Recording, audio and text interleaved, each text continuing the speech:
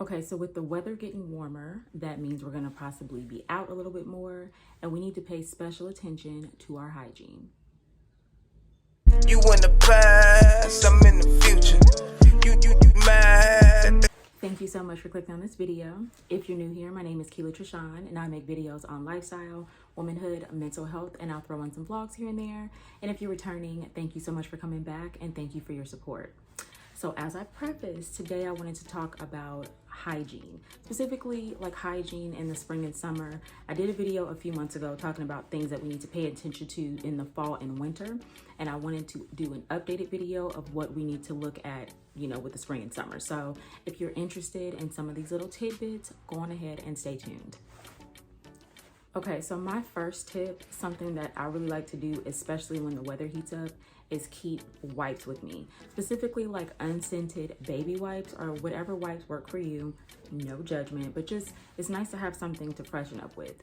Like, let's just be real. You're gonna be out walking around and it's hot. So you're gonna be sweating in areas that create bacteria, which can create a smell. So it's nice to have some wipes with you so you can go to a restroom or, somewhere private and like freshen up, especially if you're not gonna be able to take a shower or get back home, in a decent amount of time. You wanna just make sure that you're not out offending people or yourself, okay? So I like to keep unscented wipes with me. Things that won't irritate the skin and things that'll just kind of give you like a little buffer until you're able to take like a proper shower. Okay, so the next thing that you want to make sure that you're doing is wear your sunscreen and also bring some extra with you, especially if you're going to be out for a prolonged period of time. This is for my melanated sisters as well as everyone else. We are not exempt from skin cancer or issues with our skin, premature aging, stuff like that. So you just want to make sure that you are giving yourself a fighting chance. The sun can be pretty harsh, especially like in the peak of summer. We all know this. And although it's nice to have, a little tan and stuff, you don't want that to mess with your skin later on in life. So make sure that you are starting with that protection.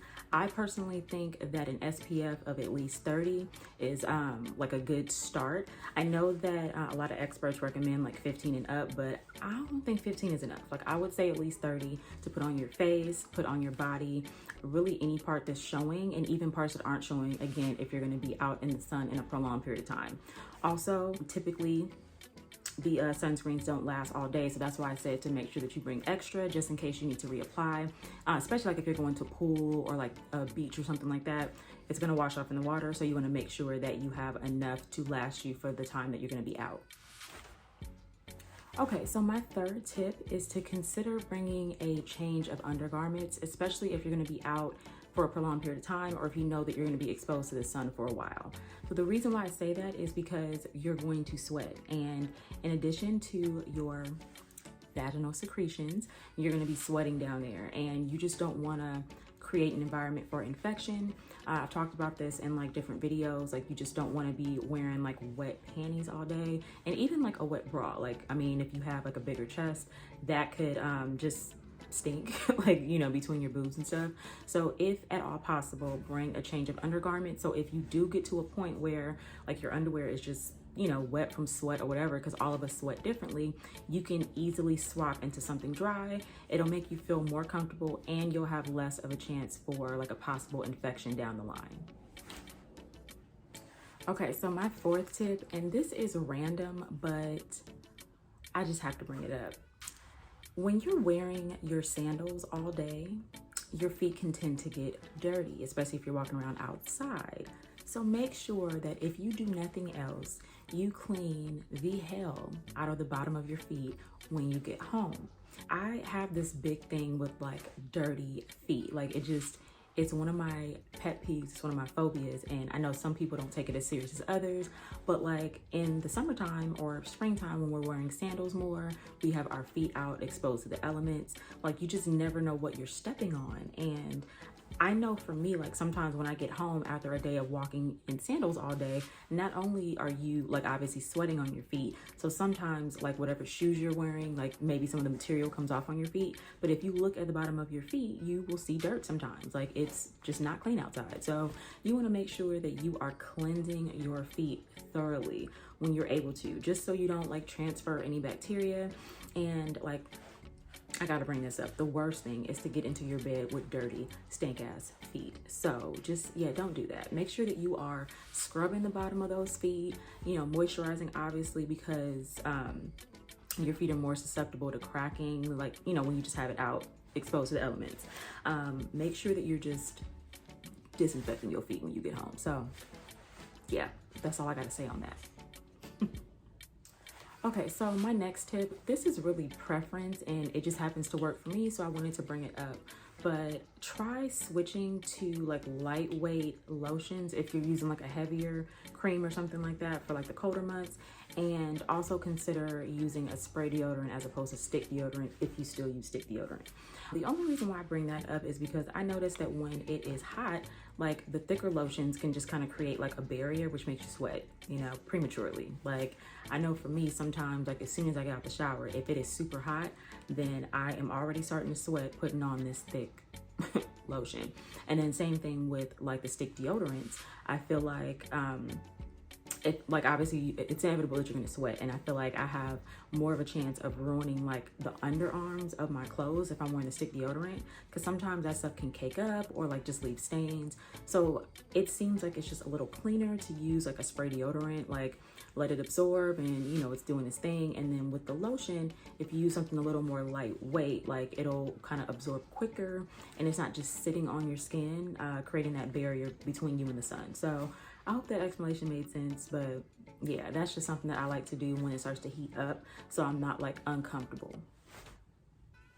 Okay, so my last and final tip is to make sure that you are protecting your hair. So it's important to like obviously protect your body and stuff, but sometimes we do neglect our hair, and our hair can be affected as well if we're out in the sun for prolonged periods of time or going swimming, whether that be in the ocean or in the pool. Like the chlorine, the salt, and all that stuff can affect your hair. So what I've read actually, if you're going to be swimming a lot, like kind of drench your hair in conditioner, helps to create a barrier between your hair and the water, the minerals and stuff that are in the water. And then obviously once you're able to wash your hair, moisturize, all that good stuff. And if you're going to be walking around in the sun for a prolonged period of time, especially like those peak hours, wearing a hat is helpful. You just want to protect your strands. My understanding is that the heat from the sun can be similar to the heat from like styling tools. So you just want to make sure that you are doing all you can to protect your hair. Like obviously you don't want to spend all this time like doing protective styles and doing all this conditioning and stuff just to have it ruined by being out in the sun all day. So consider doing those things, or even wearing a scarf, and maybe limiting your time in the sun, especially at peak hours if you can. But if you do have to be out in the sun, just make sure that you're like creating some type of barrier so your hair isn't just getting scorched. All right, you guys, so that is all that I have for you today. I know that those tips were like extremely basic, but I don't think that you need to reinvent the wheel. You just need to be reminded sometimes of the basic steps that we need to take to make sure that our hygiene is in tip-top shape at all times. I do think that you need to tailor it for the season. Obviously, the things that we do in the summertime and springtime won't be the same things that we do in the fall and winter. So I did want to just bring attention to some of those things that sometimes we forget, and I hope that this video helped. If you enjoyed, please go on ahead and give me a big fat thumbs up. It really does help with the YouTube algorithm. If you have not subscribed, go on ahead and click that subscribe button below, and be sure to turn on your notification bell so you don't miss any of my future uploads. With that being said, you guys have an amazing day, and I'll see you next time. They don't salute you. I need a bag, size is super. They turned your bag, it's like I never knew you. Leave that, leave that, leave that.